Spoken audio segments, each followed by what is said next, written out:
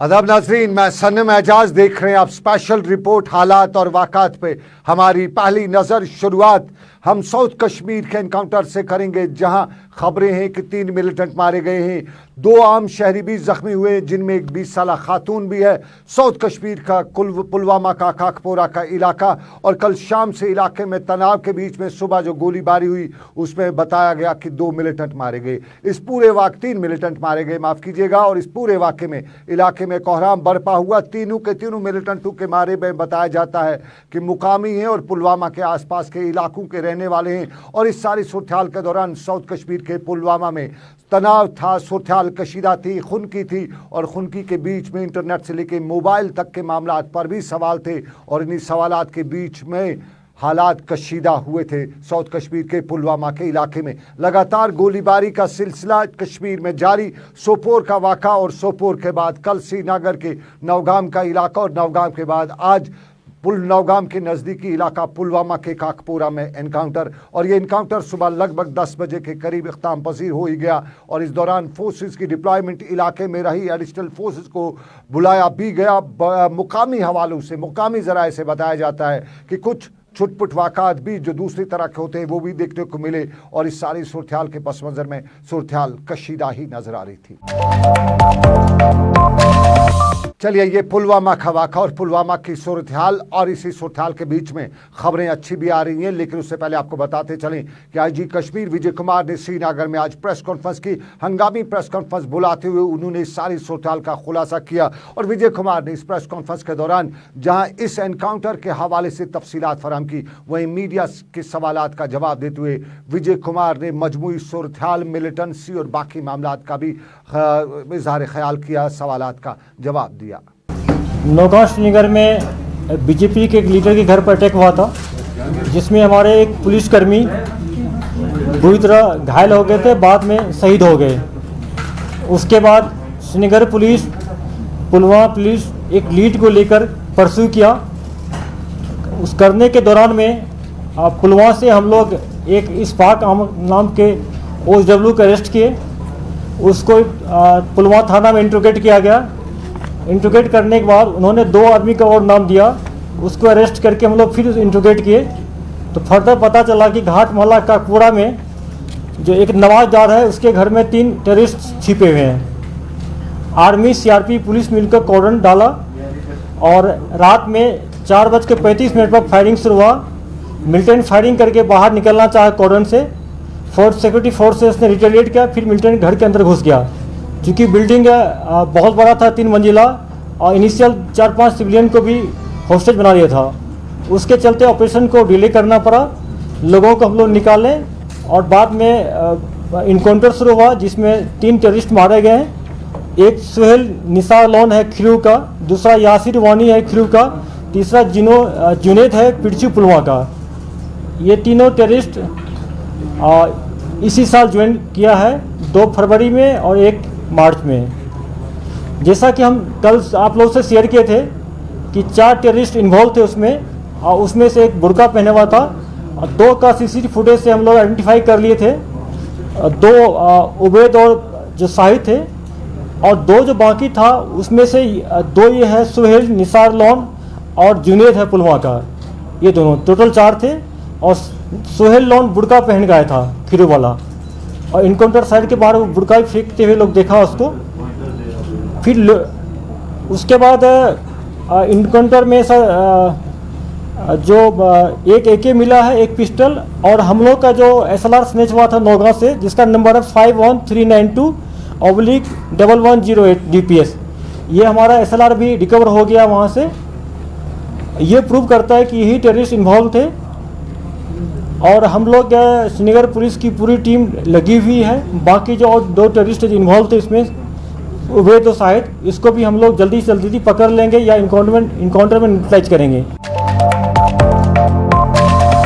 चलिए, श्रीनगर में आईजी विजय कुमार की प्रेस कॉन्फ्रेंस, सवालात, हालात, मामलात और इन्हीं हालात और मामलात के बीच में अवाम पे अजाब कहते हैं बराबर जारी है। ये अवाम पे अजाब है कश्मीर में, और ये अजाब मुकामी लोग अवाम कहती है कि सरकार का पैदा करदा है, और ये है री रजिस्ट्रेशन ऑफ व्हीकल्स, उन गाड़ियों की जो रियासत के बाहर से लाई गई हैं और उनके खिलाफ अवाम में तज़ब्ज़ुब है, अवाम में सरकार के फैसले के खिलाफ तज़ब्ज़ुब है, गुस्सा है। और इसी गुस्से का इज़हार आज पीडीपी क्वार्टर्स में भी नज़र आ रहा था।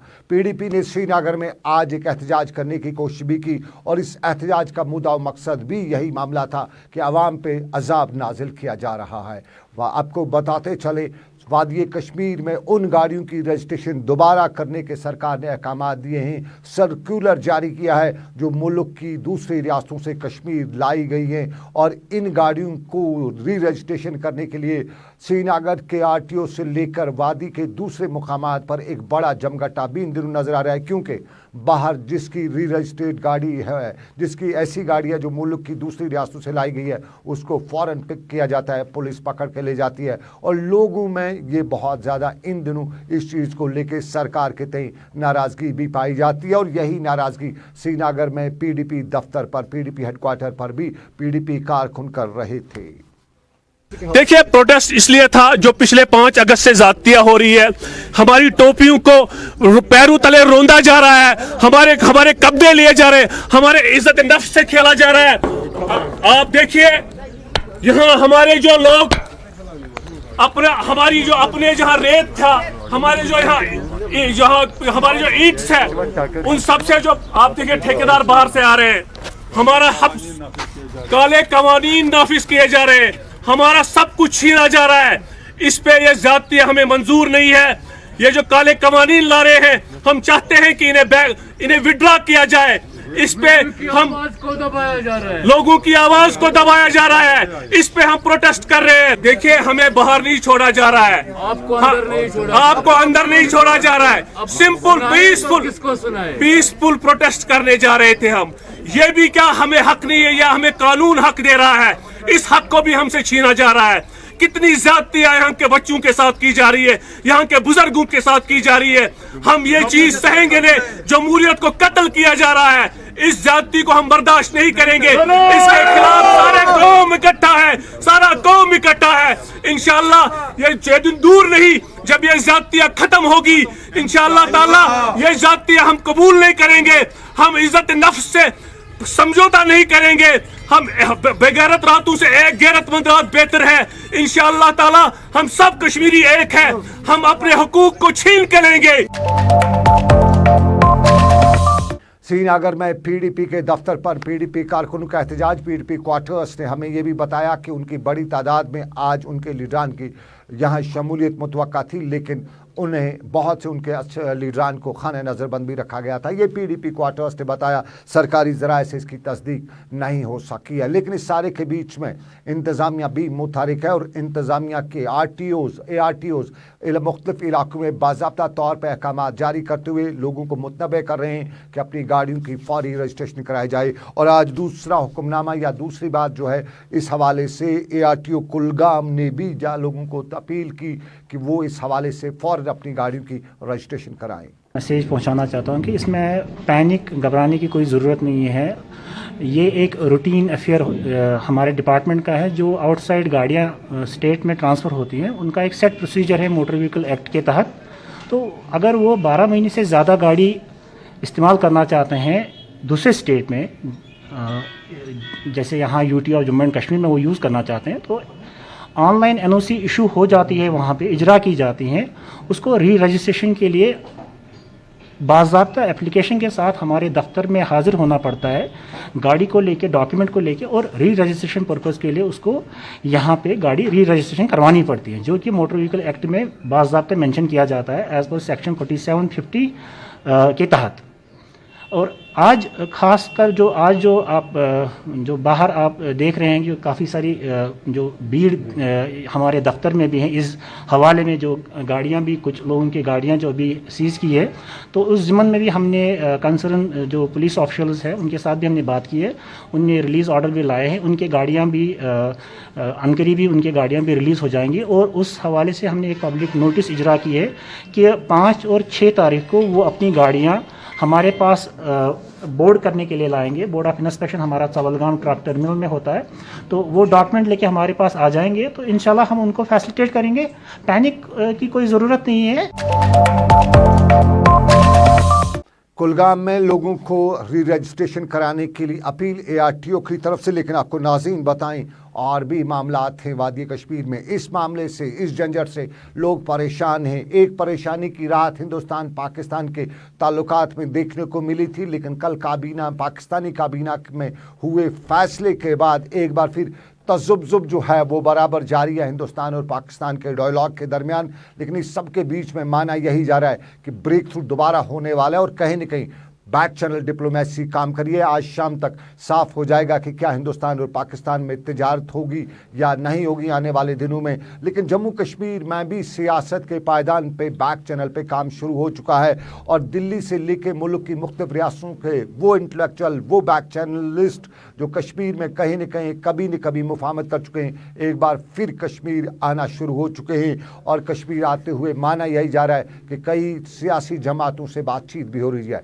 PDP लीडर महबूबा मुफ्ती के तेज तरार बयानात को लेकर भी एक खसूसी वफद कश्मीर पहुंचा हुआ है और ये बैक चैनल वफद आजकल महबूबा मुफ्ती से मुलाकात करने के हवाले से भी सरगर्म है। माना जा रहा है कि कहीं न कहीं बातचीत कश्मीर के हवाले से या कश्मीर के सूरत-ए-हाल के हवाले से जारी रहेगी, आगे भी बढ़ती रहेगी। लेकिन दूसरे पहलू में हम आपको बताते चले, गैस निकलने से ज़ख्मी हो मारे जाने की खबरें कश्मीर में बहुत चुके, ख़ास तौर पे कुआं खोदते वक्त गैस निकलना और उससे लोगों की हालत ख़राब होना। आज ऐसा ही वाक़ा हंदवाड़ा के इलाके में देखने को मिला और हंदवाड़ा में एक कुआं खोदने के दौरान दो बाइश जिनकी शिनाख्त रफ़ीक अहमद शेख और शबीर अहमद शेख के बतौर हुई है, ये दोनों भाई कुएं से खोद रहे थे कि अचानक बेहोश हो गए। उन्हें फौरी तौर पर अस्पताल पहुंचाया गया जहां हालत उनकी अभी मुस्तहकम बताई जाती है।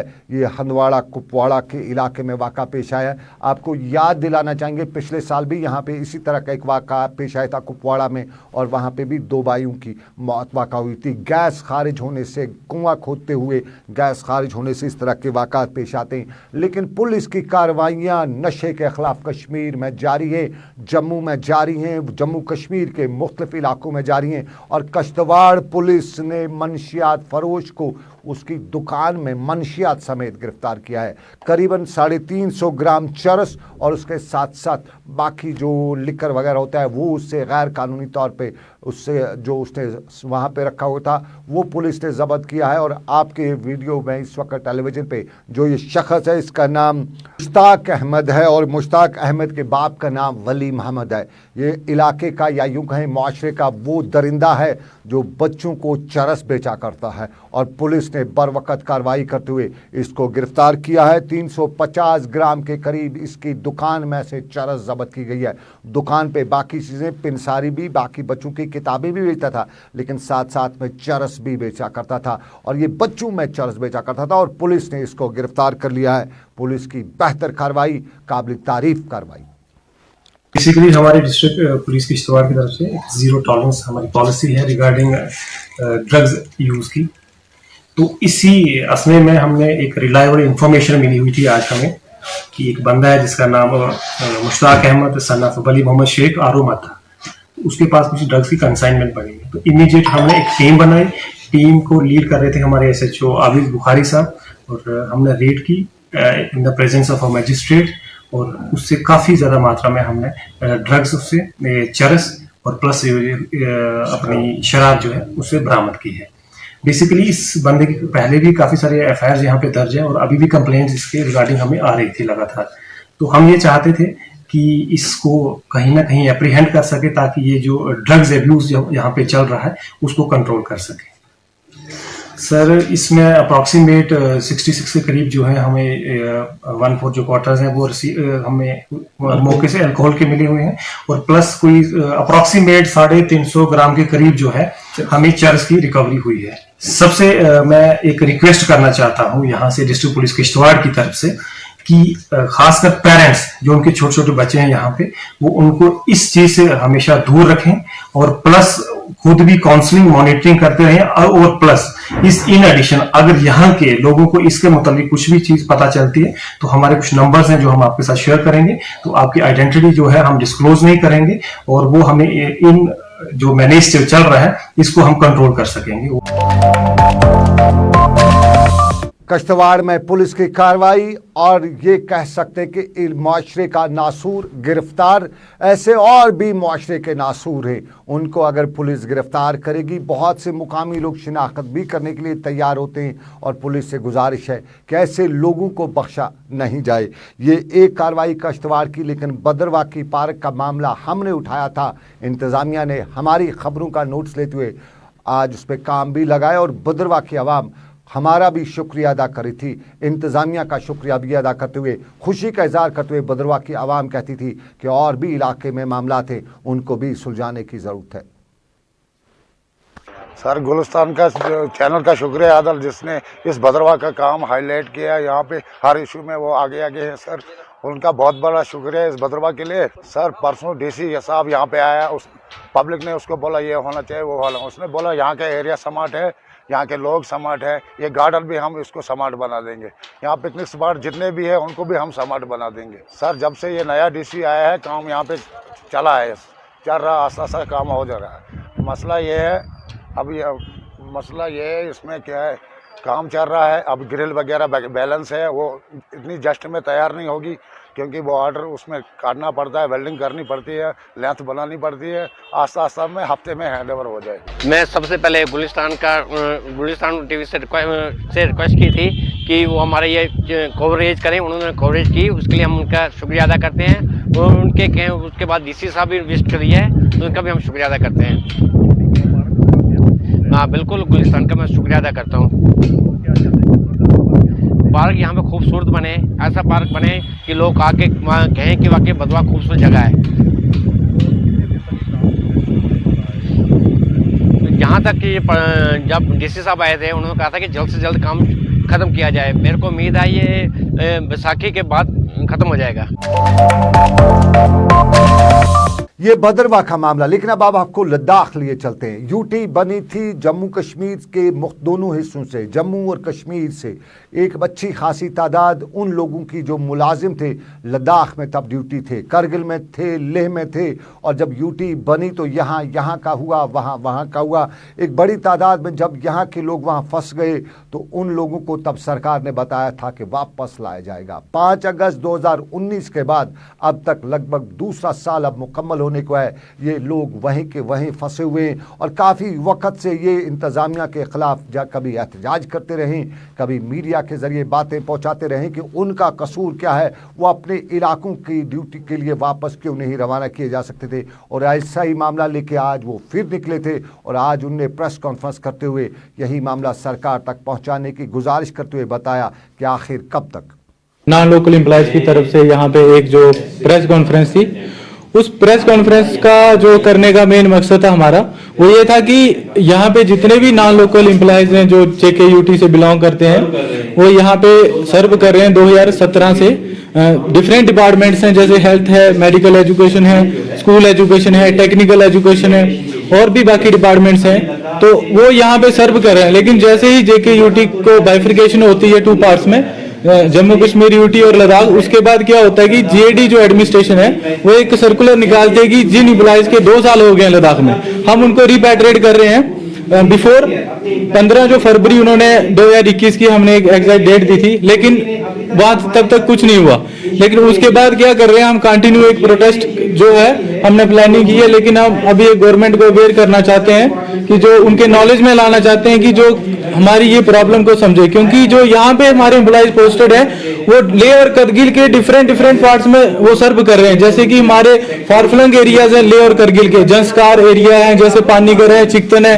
लेह के कोई फारफ्लंग एरियाज हैं जैसे पीछे नुब्रा है, डिक्सिट है, ये सारे जो हार्ड जोन एरियाज हैं। और आज तक कोई एजुकेशन की या फिर बाकी डिपार्टमेंट की कोई ऐसी पॉलिसी नहीं है कि 2 साल से ऊपर इनको रखा जाए। लेकिन उस पॉलिसी का मकसद यही था कि ये जो जेके यूटी के एम्प्लॉयज यहाँ पे काम कर रहे हैं उनको यहाँ पे प्रॉब्लम होती है। मैक्सिमम 1 साल जो था वो एजुकेशन पॉलिसी का था, 2 साल डिफेंस का था। डिफेंस के बंदों को भी 2 साल के बाद यहाँ से ट्रांसफर किया जाता है।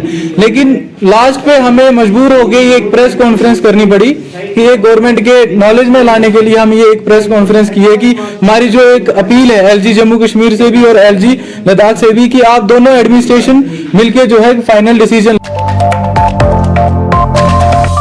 चलिए ये लद्दाख की बात, लेकिन आपको एक और पहलू से रोशनास कराते हैं और ये वो पहलू है जो खतरे की घंटी बराबर बजा रहा है। हम कोविड की बात कर रहे हैं। कोविड दुनिया का सबसे खतरनाक हथियार आज की वक्त का, और दुनिया में कहीं पे भी कोहराम बर्पा करता रहा है, कर रहा है, कर चुका है और करता भी रहेगा अगर हालात ऐसे ही रहे। हमें याद है अमेरिका का क्या हाल हुआ था, बरतानिया में किस तरह से लोगों को अस्पतालों में जगह नहीं मिली थी, और हिंदुस्तान में भी सूरत हाल बिल्कुल जूं की तूं अब भी बनी हुई है। अब भी लगातार केसेस पॉजिटिव आ रहे हैं और कश्मीर में कुछ राहत मिली थी, लेकिन इस हफ्ते के बाद उस राहत पे पानी फिर गया है। दोबारा केसेस पॉजिटिव की बड़ी तादाद आ रही है, लेकिन इस सारे के बीच में एक वो तादाद बड़ी है जो मुल्क की मुख्तलिफ रियासतों से कश्मीर आए हैं। मार्च के महीने में लगभग 900 पॉजिटिव केसेस सिर्फ श्रीनगर के हवाई अड्डे पे आए हैं। ये 900 केसेस जो पॉजिटिव आए हैं ये उन ट्रैवलर्स में जो मुल्क की मुख्तलिफ रियासतों से आए हैं या बाहर से आए हैं। और आपको याद होगा परसों ही आपको खबर चली थी कि श्रीनगर के मुख्तलिफ इलाकों में जो लोग जो टूरिस्ट हुए उनमें गैर मुल्की टूरिस्ट भी हैं जो पॉजिटिव पाए गए, और तब डर पैदा हुआ था कि कहीं ये जो स्ट्रेन बदला हुआ स्ट्रेन है उसमें तो नहीं आए हुए हैं। लेकिन फिलहाल टेस्ट भेजे गए हैं उन्हें वापस वो टेस्ट आने के बाद ही देखा जाएगा कि उनका वो किस केस के हैं, कोविड का कौन सी कैटेगरी में है। लेकिन इधर भी हालात अच्छे नहीं हैं। लेकिन इन्हीं हालात के बीच में इंतज़ामिया भी मुतहरिक हुई है। इंतज़ामिया कोशिशें कर रही है, सड़कों पर लेके गली कोचों तक नज़र रखी गई है, टीमें बनाई जा चुकी हैं और टीमों के साथ साथ एमआई मसाजिद उलमाए कराम को भी बताया गया है कि वो अपने खुतबात में, क्योंकि जुम्मा का आज दिन था, खुतबात में आवाम को इस खबर से बाखबर करें कि कोविड ख़तरनाक है, दोबारा पाँव पसार रहा है। और कोविड के ख़तरनाक होने के हवाले से कुछ लोग दबे लफ्ज़ों में ना सही बल्कि खुलेआम ही सरकार के जो इन दिनों मेले लगाने का सिलसिला उसकी सख्त तनकीद करते हुए बता रहे हैं कि अगर कोविड है तो फिर एसओपीज़ की गाइडलाइंस का कहाँ ख्याल रखा जाता है इन मेलों में, इन महफिलों में जो मेले सरकारी सतह पे लगाए जाते हैं। टूरिज़्म अपनी जगह पे, इकॉनमी अपनी जगह पे, लेकिन लोग ये भी कहते हैं कि जान का सौदा तो टूरिज़्म के नाम पे नहीं होना चाहिए। और यही मामला जब एमआई मसाजिद की बात आए तो आज सरपंच भी थे, बाकी मेंबरान भी थे, और कुलगाम शोपिया में भी और कुलगाम में भी इस तरह के मामलात को लेकर लोग निकले हुए थे। सरपंच, पंच, बीडीसी, डीडीसी और उसके साथ एमआई मसाजिद आज लोगों को तलकीन करते हुए बता रहे थे कि कोविड के ख़िलाफ़ लड़ने में जिम्मेदारी अपनी है, यानी सवारी अपने सामान की खुद जिम्मेवार है।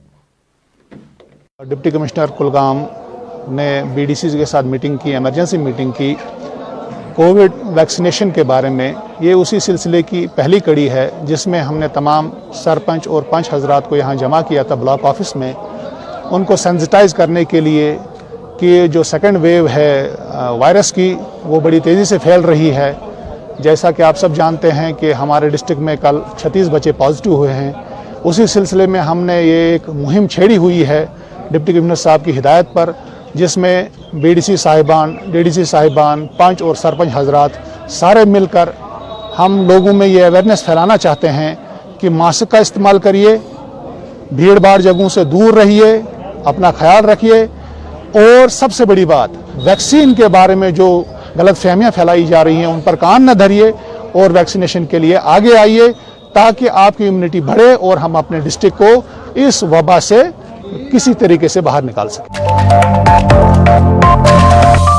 चलिए अब शाहरा की बात भी करते हैं। जम्मू श्रीनगर कौमी शाहरा, लेकिन उसका मुतबादिल मुगल शाहरा, और मुगल शाहरा का एक बेहतरीन पड़ाव है, सबसे खूबसूरत पड़ाव जिसे हीरपोरा शुपियन कहा जाता है। और हीरपोरा शुपियन में आज सोमो ड्राइवर नारेबाजी करे थे। साफ जाहिर है जम्मू श्रीनगर हाईवे के मुतबादिल की सड़क के हवाले से भी यहाँ नारेबाजी ये ड्राइवर करे थे, और मुकामी इंतजामिया से लेके सरकारी हुकाम को भी मोर्द इल्ज़ाम ठहराते हुए बता रहे थे कि कहीं न कहीं कोई न कोई अपनी दाल गरमाता ही रहता है।